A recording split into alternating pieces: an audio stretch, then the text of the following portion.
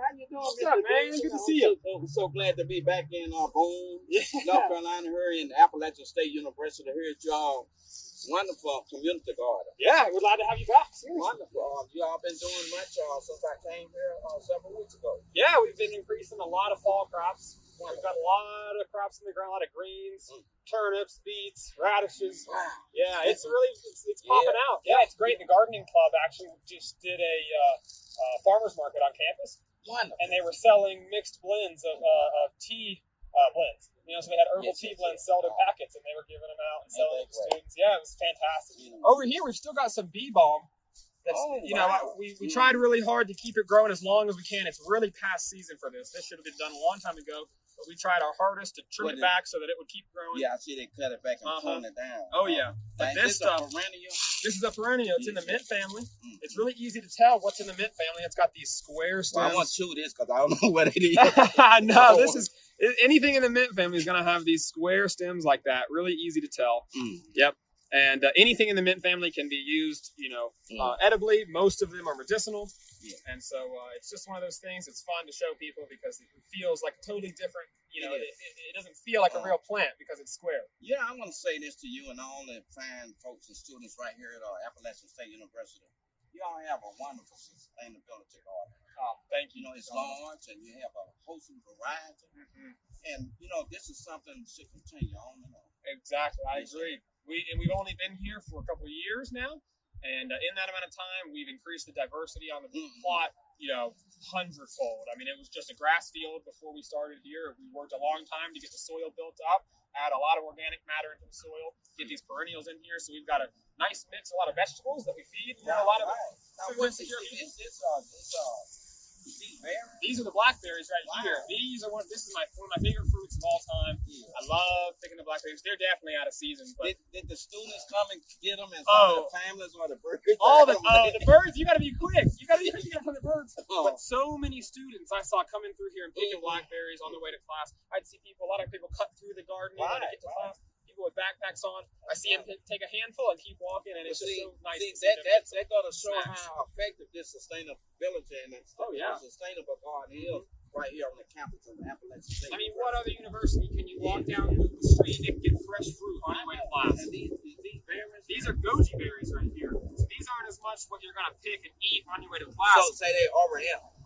Well, yes, they're oriental. These are not native to the eastern United States, but they are what's called a superfood. I won't eat those. Yeah, no, they don't taste that good. But when you dry them and you turn them into a powder, it is an amazing additive to your smoothies, to your food. It gives you lots and lots of vitamins and micronutrients. I see you have a lot of vegetables over there too.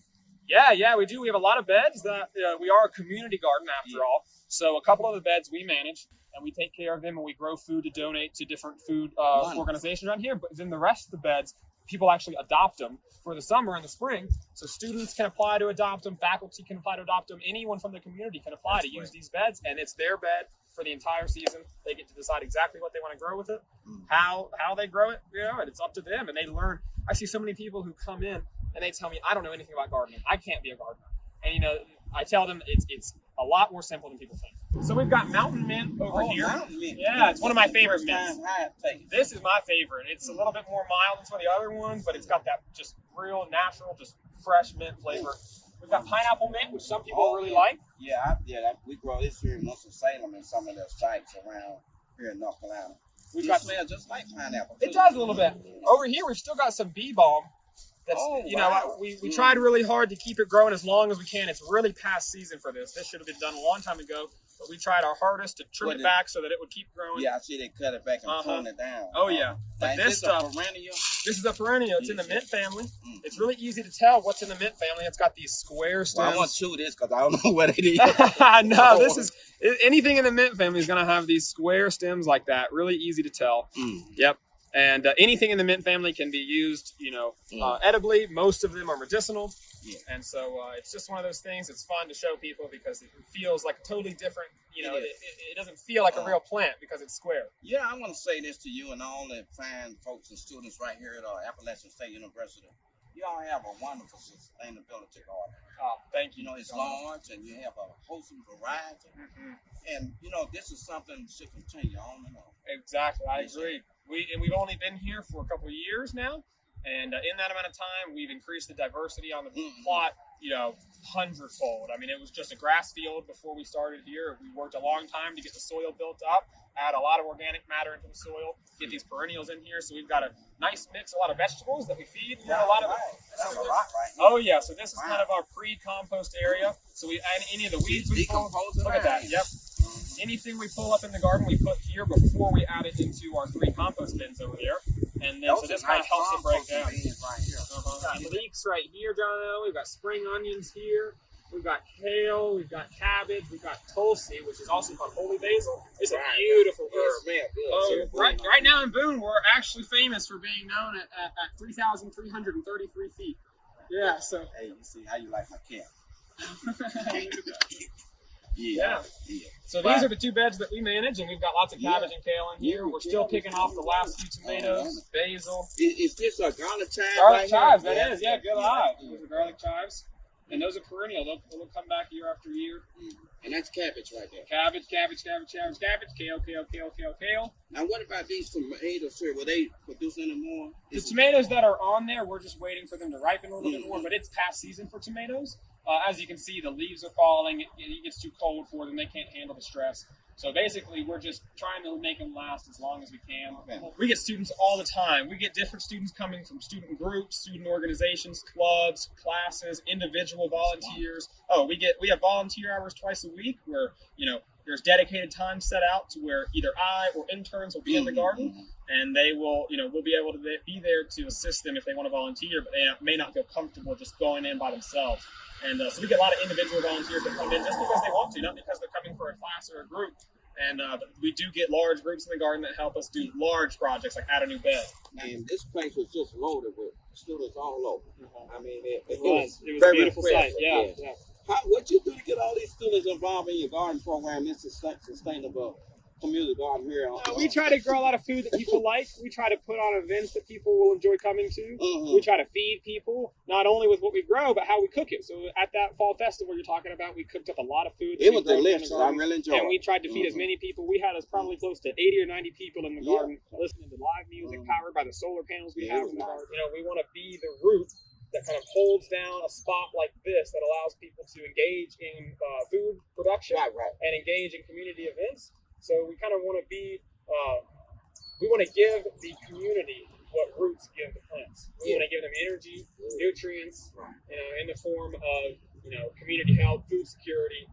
And this community herb is one of the major sustainability gardens. I did my research on this university right here in the southeast part of the United States is very effective in the area of sustainability. Yeah, so this is another great herb to add to a tincture or a tea. This is lemon balm. The scientific name of this is Melissa officinalis. Melissa, like the name. This is fantastic for alertness, for energy, for brain stimulation. It's almost like a stimulant. And so you take this as a tea or a tincture, and it can be a substitute for caffeine in the morning for people who are trying to get off the caffeine train. We try to do a lot of events and workshops in the garden that educate the student population and the community as a whole. I would say one of our hopes and dreams is to increase the amount of food that we push out of here, to reach more and more people in the Boone community and Watauga County community as a whole. We want to reach a lot more people. So expanding this space is in our plans for the next couple of years. We've got about 15 different fruit and nut trees and shrubs in this garden. And then you have a bee garden. You got a beehive beehives down there that produce honey. We really want to expand what we call our food forest down there. So we are close to the university, but we're just as close as we are to downtown Boone on King Street, and 321 is right there. So we get so many people who aren't students walking up and down this street. They walk through the garden. We definitely do not try to limit it to students only. We have no intention of keeping this only to Appalachian State students and faculty.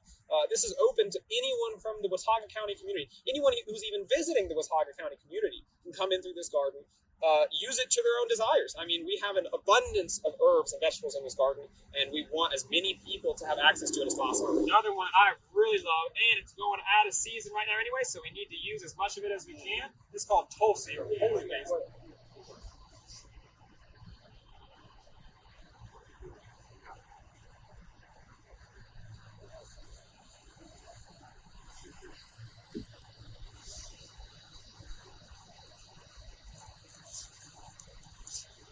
That's crazy. I see you in that.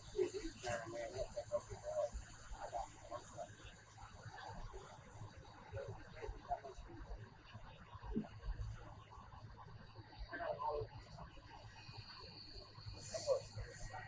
One thing, I mean, even beyond just giving people access to edible, medicinal herbs and plants, we have a nice aesthetic going on here in the garden, and we like to produce a lot of fall flowers as much as we can.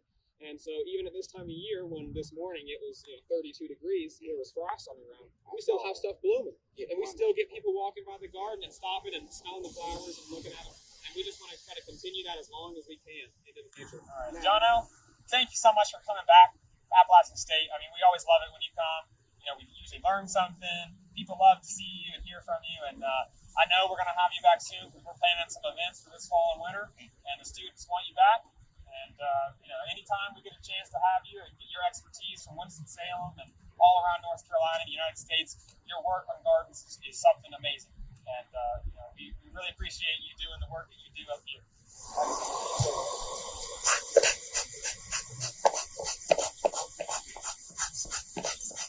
A community garden is very important, partially to help with food insecurity.